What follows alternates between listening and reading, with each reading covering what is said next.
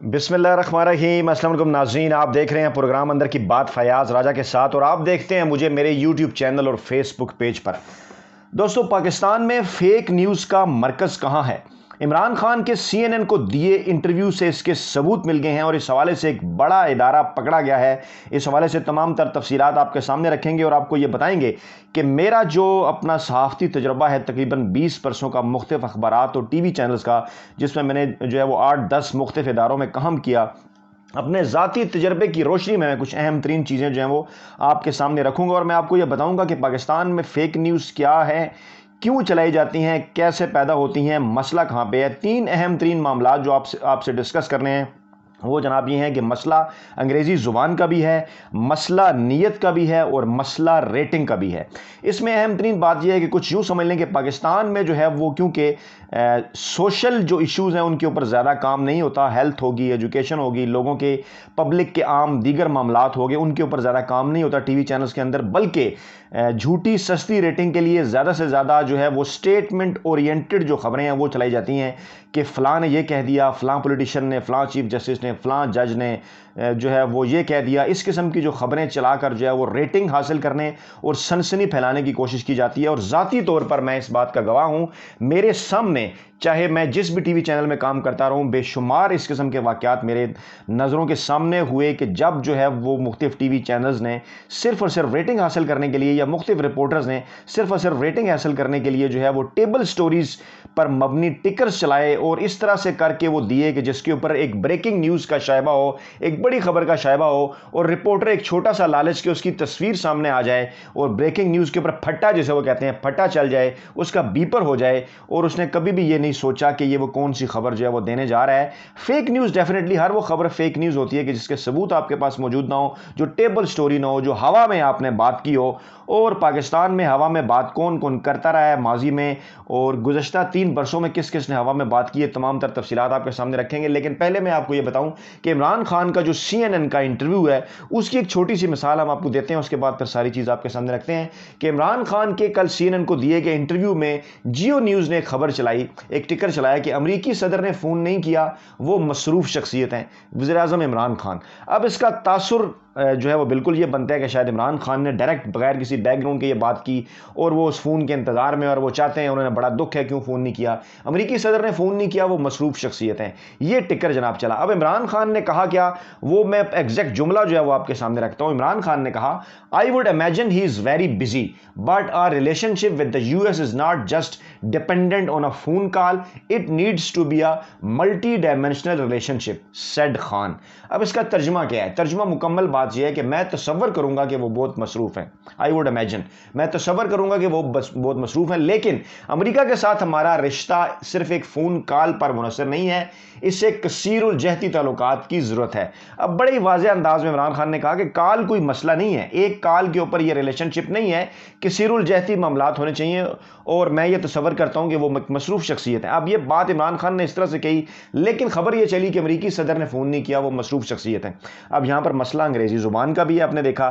مسئلہ نیت کا بھی ہے، اور مسئلہ ریٹنگ حاصل کرنے کا بھی ہے کہ اس طرح سے اگر خبر دی جائے گی تو اس کی ریٹنگ نہیں آئے گی، اس کو لوگ دیکھیں گے نہیں، زیادہ سنیں گے نہیں، صرف اس حد تک جو کہ پڑھے لکھے لوگ جو ان چیزوں کو سمجھ پاتے ہیں وہ اس معاملات کو سمجھیں گے۔ صرف اور صرف پبلک پرسیپشن چینج کرنے کے لیے یا لوگوں میں ریٹنگ حاصل کرنے کے لیے جیو نیوز نے اس قسم کی خبر چلائی۔ اور ماضی میں گزشتہ 3 برسوں کے دوران میں کچھ نام آپ کے سامنے رکھتا ہوں: حامد میر،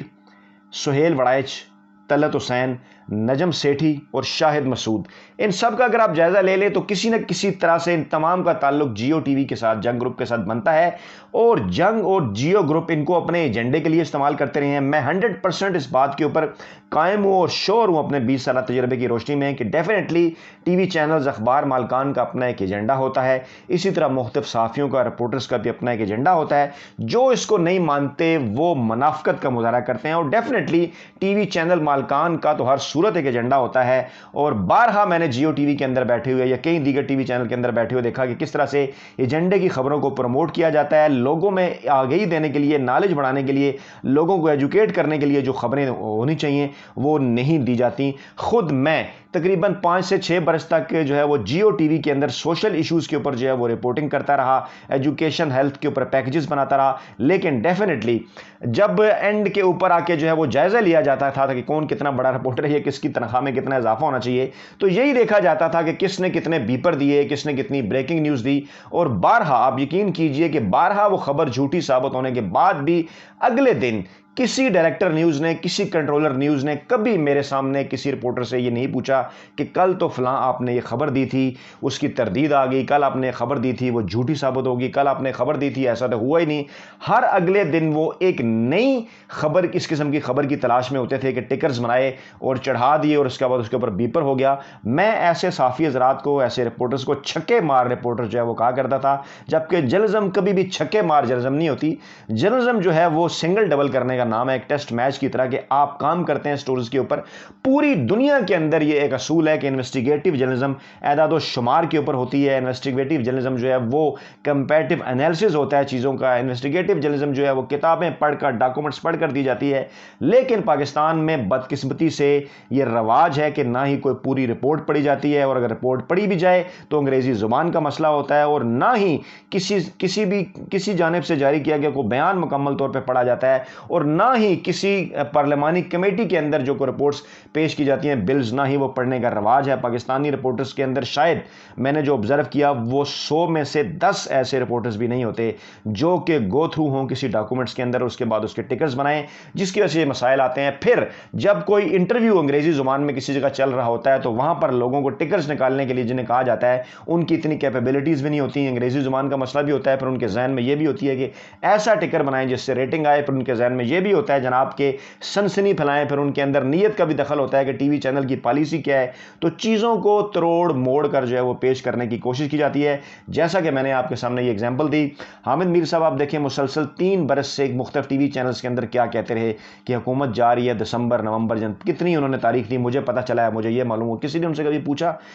سہیل وڑائے صاحب نے کہا کمپنی نہیں چلے گی، ہاتھیوں کے گروہ میں تبدیلی ہونے والی ہے، ستمبر اکتوبر میں یہ ہو جائے گا، نواز شریف نے بڑا سوچا ہوا ہے، جرنیل چینج ہوں گے تو فلاں ہو جائے گا۔ طلعت حسین، نجم سیٹھی بارہا اپنے یوٹیوب ٹی وی چینلز کے اندر، بارہا اپنے ٹویٹس کے اندر یہ بات کر چکے کہ جناب ملٹری سول ریلیشن شپ میں فلاں چیز ہوگی، یہ ہو گیا، ایک پیج پہ نہیں ہے، حکومت جا رہی ہے، نیا سیٹ اپ بن رہا ہے۔ شاہد مسعود، وہ بڑے واضح انداز میں انہوں نے کہا جی دھرنا اس لیے واپس کیا نومبر 2019 میں مولانا فضل الرحمان کا کیونکہ کہ دسمبر میں یہ حکومت نہیں رہے گی۔ اچھا، پھر اسی قسم کی بے شمار چیزیں ابھی میں دیکھ رہا تھا جب میں ریسرچ کر رہا تھا کہ ایسے کئی بڑے رپورٹرز یا صحافی حضرات جو اپنے آپ کو بہت بڑے رپورٹر کہتے ہیں، انہوں نے یہ بات کی، انہوں نے کہا جناب عمران خان جو ہے وہ دسمبر میں استعفیٰ دے دیں گے، شاہ محمود قریشی آ جائیں گے، یہ ہو گیا، فلو ہو گیا، ان سے جو ہے وہ -1 ہو جائے گا۔ لیکن کیا کبھی ان میں سے کسی نے اپنے ضمیر کے اوپر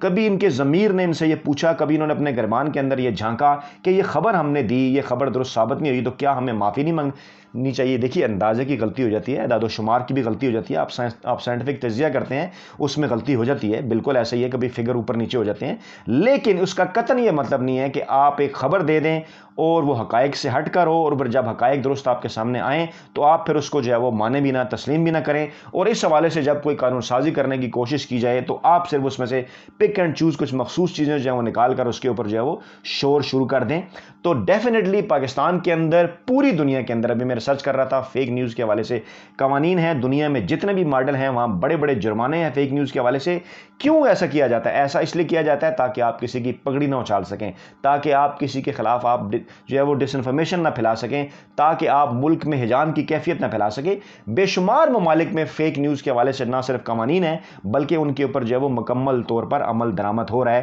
اور اپنے ذاتی تجربے کی روشنی میں یہ کہہ رہا ہوں کہ پاکستان میں فیک نیوز ایک بہت بڑا مسئلہ ہے۔ پاکستان میں فیک نیوز کے باعث لوگوں کا میڈیا پر سے ٹرسٹ جو ہے وہ ختم ہو گیا ہے، اور پاکستان میں فیک نیوز کے باعث لوگوں نے ٹی وی چینلز کو، اخبارات کو، سوشل میڈیا کو سیریس لینا اوورال جو ہے وہ چھوڑ دیا ہے۔ اور اس حوالے سے ہم سب کو اپنے گریبانوں کے اندر جھانکنا چاہیے، جو قوانین ایسے بننے جا رہے ہیں کہ جن کی روشنی میں فیک نیوز کو روکا جا سکتا ہے، ڈیفینیٹلی حکومت کے ساتھ مل کر زیادہ سے زیادہ جو ہے وہ ان قوانین کی بہتری کے لیے جو ہے وہ کوشش کرنی چاہیے۔ صرف اسی صورت میں ہمارے مستقبل کے اندر جو صحافت ہے، جو میڈیا ہے، جو ٹی وی چینلز ہیں، جو اخبارات ہے، جو سوشل میڈیا ہے، وہ زندہ رہ سکتا ہے اور عوام کا ان کے اوپر ٹرسٹ بحال ہو سکتا ہے۔ اپنا بہت خیال رکھیے گا، دعاؤں میں یاد رکھیے گا۔ نئی ویڈیو کے ساتھ جلد آپ کی خدمت میں حاضر ہوں گے۔ اللہ نے کے بعد۔